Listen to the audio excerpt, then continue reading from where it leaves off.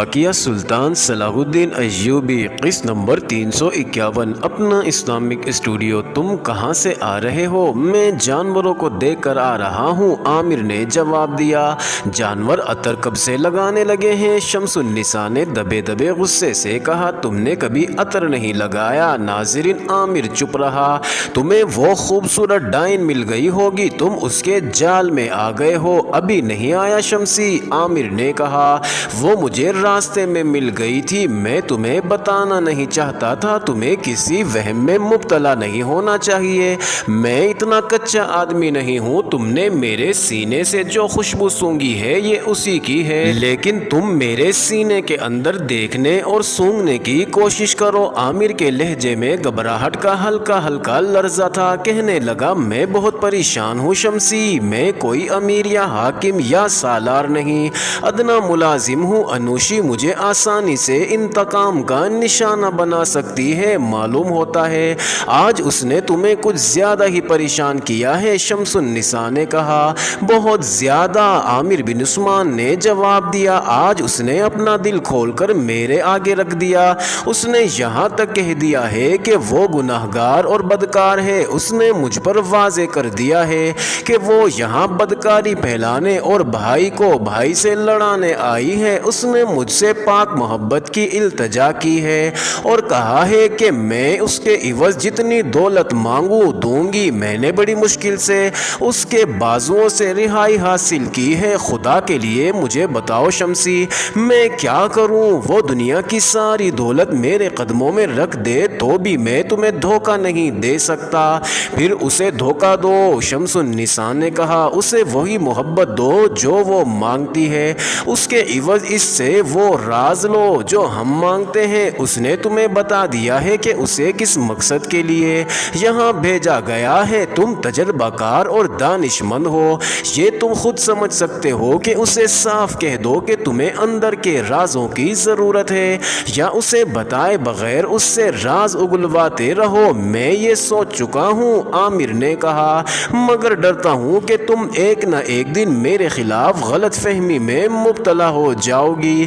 میں تمہیں اور اپنی محبت کو خدا کے سپرد کرتی ہوں، شمس النساء نے کہا۔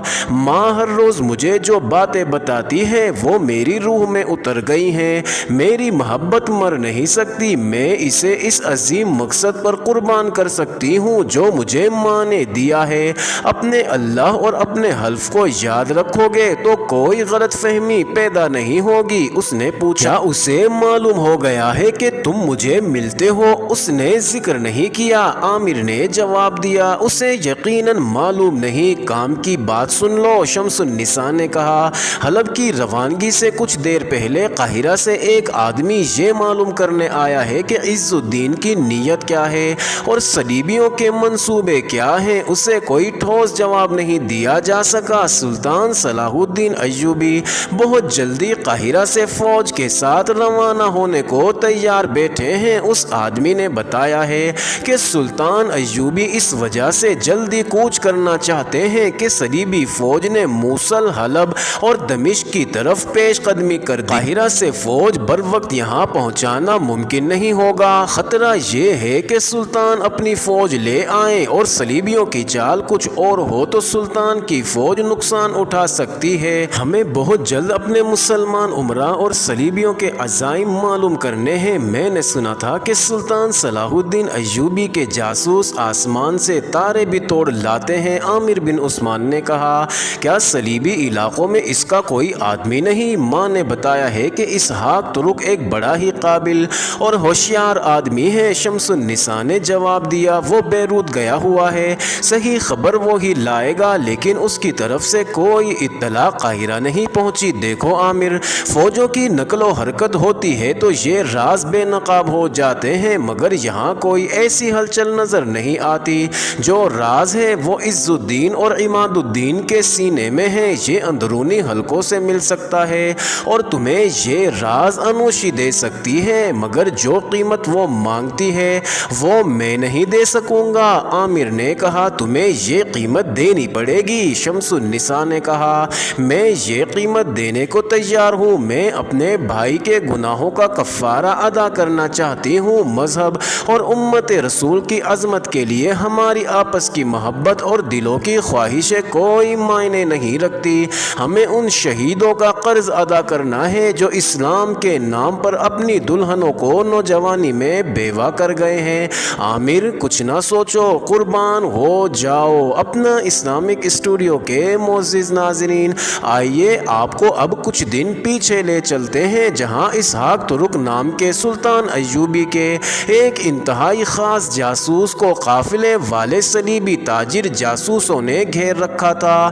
اس وقت اسحاق ترک بیروت میں تھا۔ بیروت صلیبی حکمران بالڈون کی فرنگی لشکر کی بہت بڑی چھاونی بنا ہوا تھا۔ ناظرین، اس سلسلے کے پچھلی اقساط میں سنایا جا چکا تھا کہ بالڈون کو ایک شکست سلطان ایوبی کے بھائی العادل نے دی تھی اور تھوڑے ہی عرصے بعد اس نے سلطان ایوبی کی فوج کو گھات میں لینے کی کوشش کی تو خود سلطان ایوبی کی گھات میں آ گیا تھا۔ وہ گرفتار ہوتے ہوئے بچا اور دونوں بار اس کی فوج تتر بتر ہو کر پسپا ہوئی۔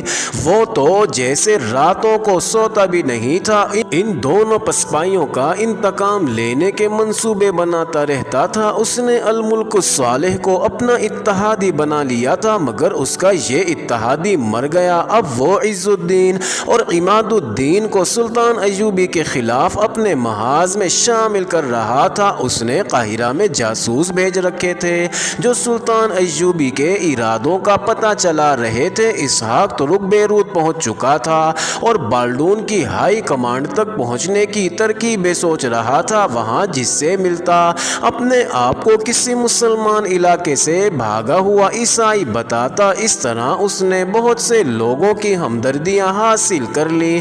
ناظرین، وہ چونکہ ترکی کا باشندہ تھا اس لیے سفید فام تھا، خوبرو اور تنومند بھی تھا۔ گھڑ سواری، نیزہ بازی، تیر اندازی اور تیغ زنی میں خصوصی مہارت رکھتا تھا۔ اس کے بازو لمبے اور ان میں طاقت تھی، دماغ بھی تیز اور باریک بین تھا۔ دوسروں کا دل موہنے کے لیے، بھڑکانے کے لیے اور ہر کسی کو اپنا گرویدہ بنا لینے کے لیے وہ مناسب ڈھونگ رچانے کے فن کا ماہر تھا۔ وہ اپنے ساتھیوں سے کہا کرتا تھا کہ میری اصل قوت میرا ایمان اور میرا کردار ہے۔ ناظرین، ان دنوں بیروت میں سلطان ایوبی کے خلاف جنگی تیاریاں ہو رہی تھیں۔ وہاں کے لوگوں کو فوج میں بھرتی کرنے کے لیے فوجی میلے ہو رہے تھے جن میں فوجی کرتب دکھاتے اور تیغ زنی وغیرہ کے مقابلے کرتے تھے۔ ایک روز اسحاق ترک ایسے ہی ایک مقابلے کا تماشا دیکھنے جا پہنچا۔ یہ صلیبیوں کا ایک پرانا کھیل تھا۔ دو گھڑ سوار ہاتھوں میں لمبی برچھیاں تانے ایک دوسرے کی طرف گھوڑے سر پر دوڑاتے اور ایک دوسرے کو برچھی سے گھوڑے سے گرانے کی کوشش کرتے تھے۔ اگر کوئی پہلی بار نہ گرے تو ایک بار پھر ایک دوسرے کی طرف گھوڑے دوڑاتے اور ایک دوسرے کو برچھی سے گرانے کے لیے وار کرتے تھے۔ سوار زرہ بختر پہنے ہوئے تھے۔ ناظرین، یہ مقابلہ ہوتا رہا، سوار گرتے رہے، دوسروں کو مقابلے کے لیے للکارتے رہے۔ ایک سوار نے کئی سواروں کو گرایا، اس نے کسی اور کو للکارا تو کوئی بھی سامنے نہ آیا۔ ناظرین، اسحاق ترک صحرائی لباس میں تھا۔ وہ میدان میں آ گیا۔ مقابلہ کرنے والے سوار فوجی تھے اور زرہ پوش۔ ناظرین، اسحاق کو عام لباس میں میدان میں اترتے دیکھ کر تماشائیوں نے قہقہ لگایا۔ وہاں صلیبی جرنیل اور دیگر کمانڈر وغیرہ بھی تھے، وہ بھی خوب ہنسے۔ جس گھڑ سوار نے سب کو للکارا تھا وہ گھوڑے پر سوار میدان میں گھوڑے کو ادھر ادھر بھگا رہا تھا۔ ناظرین، وہ صلیبی فوج کے ایک دستے کا کمانڈر تھا۔ اس نے ازراہ مزاق گھوڑے کا رخ اسحاق کی طرف کیا اور قریب آ کر برچھی اسحاق کو ماری۔ ناظرین، اسحاق وار بچا گیا۔ تماشائیوں نے ایک اور قہقہ لگایا، پھر شور اٹھا، پاگل پاگل، یہ کوئی پاگل ہے، اسے جان سے مار ڈالو۔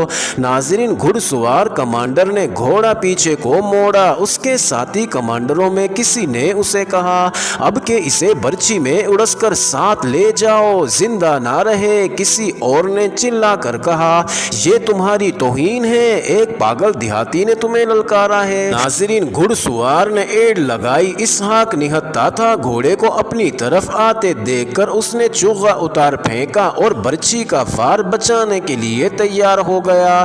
ناظرین، گھڑ سوار ذرا سا جھکا، برچھی ہاتھ میں تولی، قریب آ کر اس نے اسحاق پر وار کیا۔ اسحاق کچھ دور تک گھوڑے کے ساتھ اس طرح دوڑتا گیا جیسے برچھی اس کے جسم میں اتر گئی ہو اور وہ اس کے ساتھ گھسیٹتا جا رہا ہو۔ ناظرین، تماشائیوں نے داد و تحسین کا شور بپا کر دیا، لیکن یہ دیکھ کر سب پر سناٹا طاری ہو گیا کہ اسحاق ترک دوڑتے دوڑتے سوار کے پیچھے گھوڑے پر سوار ہو گیا تھا۔ ناظرین، برچھی کو اس نے پکڑ رکھا تھا، سوار نے بھی برچھی کو پکڑ رکھا تھا۔ اس نے گھوڑے کو گھمایا، گھوڑا ایک چکر میں دوڑنے لگا۔ اسحاق اس سے برچھی چھیننے کی کوشش کر رہا تھا۔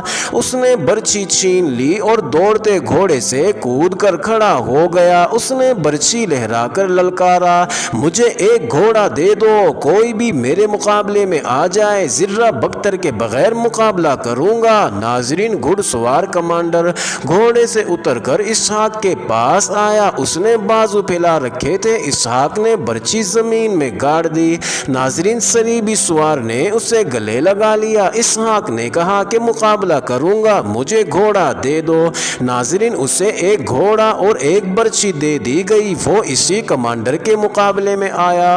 تماشائی دم بخود تھے، انہیں یقین تھا کہ یہ بدقسمت دیہاتی ذرہ بکتر کے بغیر برچھی سے بہت بری موت مرے گا۔ ناظرین، دونوں گھوڑے دور آمنے سامنے کھڑے ہو گئے، اشارے پر گھوڑے دوڑے۔ کمانڈر نے برچھی اسحاق کے پیٹ کے سیدھ میں رکھی ہوئی تھی۔ ناظرین، اسحاق نے اپنے جسم کو ذرا سا موڑ کر کمانڈر کا وار خطا کر دیا، اس کے ساتھ ہی برچھی کمانڈر کے پیٹ میں لگی۔ کمانڈر گھوڑے کی دوسری طرف گر پڑا۔ اس نے غلطی یہ کی کہ اس طرف والا پاؤں رکاب سے نکالنا بھول گیا، گھوڑا اسے گھسیٹنے لگا۔ اس مقابلے میں کسی تماشائی کو کسی سوار کی مدد کرنے کی اجازت نہیں تھی، سوار مر بھی جایا کرتے تھے۔ ناظرین، کمانڈر کو گھوڑا گھسیٹ رہا تھا، اسحاق نے گھوم کر دیکھا تو اس نے اپنے گھوڑے کو گھمایا، ایڑ لگائی اور کمانڈر کے گھوڑے کے پہلو میں آ کر اپنے گھوڑے سے کود کر اس کے گھوڑے کی پیٹھ پر جا بیٹھا۔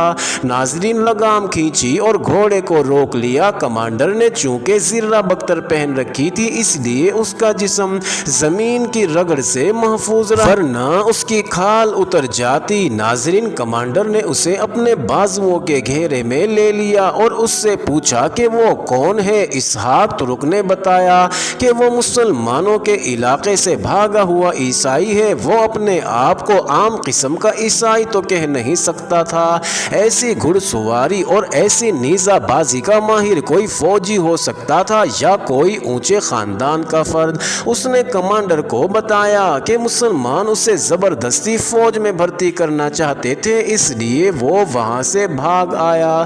معزز ناظرین، یہ انٹرسٹنگ ویڈیو جاری ہے، اگلی ویڈیو قسط نمبر 352 میں دیکھنا مت بھولیے گا۔